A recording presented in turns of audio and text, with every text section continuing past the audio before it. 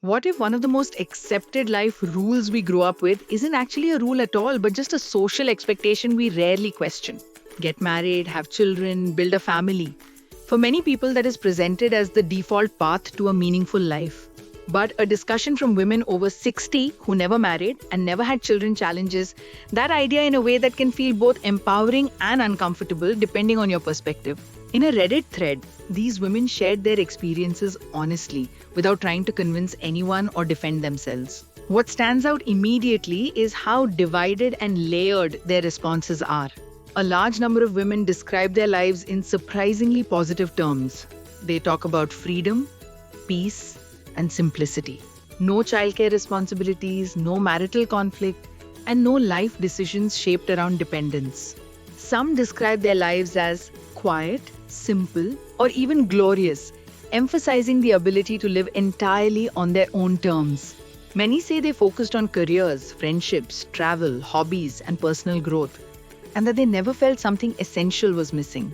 A few even go as far as saying they are happier than people they know who followed the traditional path of marriage and children. This is where the conversation becomes controversial because it directly challenges the assumption that fulfillment must come through family life.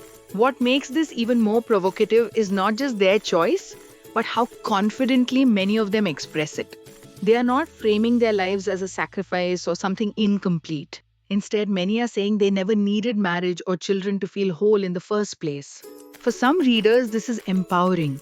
It reinforces the idea that life paths are individual and not one size fits all. For others, it is difficult to accept because it clashes with deeply rooted beliefs about purpose, family, and legacy. It raises a question many people avoid. If happiness can exist outside of marriage and children, why is it still treated as the default expectation? At the same time, many of the women also reflect on the social pressure they faced throughout their lives. They talk about being told they would regret their decision, that they would change their minds, or that they would end up lonely.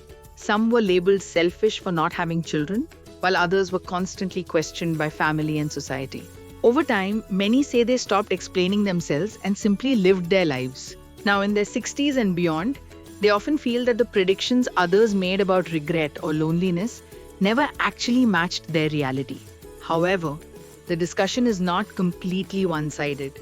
A smaller group of women express more nuanced reflections. Some admit that they occasionally wonder what motherhood or marriage might have been like, not necessarily with regret, but with curiosity about alternative versions of their lives. Even so, most of them still conclude that they are at peace with their choices. This balance is important because it shows that the conversation is not about perfection or proving one lifestyle is superior, but about lived experience and personal alignment with one's decisions. The reason this topic becomes so heated online is because it touches a deeper cultural debate. On one side, people see these stories as proof that women do not need marriage or children to live full and meaningful lives. On the other side, some dismiss it as coping or insist that true fulfillment still comes from family. But underneath both reactions is a more fundamental tension between tradition and personal choice, between societal expectations and individual definitions of happiness.